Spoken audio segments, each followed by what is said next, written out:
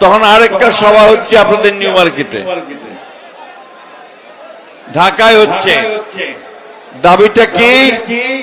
দাবি হচ্ছে যে আওয়ামী লীগকে নিষিদ্ধ করতে হবে, তাই না? আমরা এই মাঠে যারা আছি তারা সবাই শুধু নয় বন্ধুগণ, আমরা বাংলাদেশের 18 কোটি মানুষ এই আওয়ামী লীগকে দেখতে চাই না। কার অর্থনীতিকে বন্ধ করে দিয়েছিল, খসরু ভাই ভালো জানেন, এটা বলেন ভালো করে। সেই অর্থনীতিকে সেই জিয়াউর রহমান সাহেব এসে খুলে দিয়েছিলেন। সংস্কারের কথা বলেন, আরে প্রথম সংস্কার তো করেছেন জিয়াউর রহমান, একদলীয় শাসন ব্যবস্থা থেকে বহুদলীয় গণতন্ত্র নিয়ে এসেছেন। সংবাদপত্রের স্বাধীনতা দিয়ে দিয়েছেন, বিচার বিভাগের স্বাধীনতা দিয়ে দিয়েছেন, অর্থনীতিকে মুক্ত করে দিয়েছেন। এবং আজকের অর্থনীতির যে ভিত্তি, সেই গার্মেন্টস ফ্যাক্টরি, গার্মেন্টস পোশাক শিল্প এবং আমাদের মানুষদেরকে বিদেশে পাঠানো, এটাও শুরু করেছিলেন শহীদ প্রেসিডেন্ট জিয়াউর রহমান।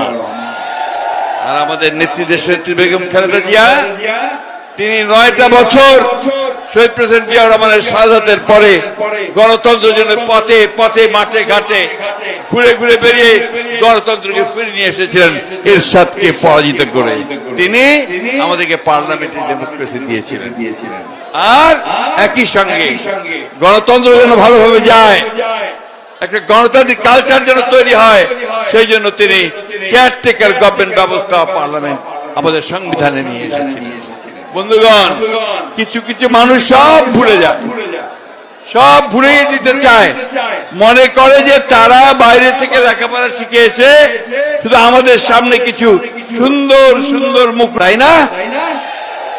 আমাদের মায়েরা তারা ছেলেদেরকে লেখাপড়া শেখাতে চায়, আমাদের স্বাস্থ্য ব্যবস্থা ফিরিয়ে আনতে চায়, বিশ্ববিদ্যালয় কলেজ ইউনিভার্সিটি গুলোকে চমৎকার বিদ্যাপীঠে পরিণত করতে চায়, আর দেশে একটা সত্যিকার অর্থেই শান্তিময় একটা রাজ্য প্রতিষ্ঠা করতে চায়, রাজত্ব প্রতিষ্ঠা করবার। পারবে নাকি বন্ধুগণ? আমাদের তরুণদের সামনে তারা টিকে থাকতে পারবে? তাদের ষড়যন্ত্র চক্রান্ত কি সফল হবে? হবে না বন্ধুগণ।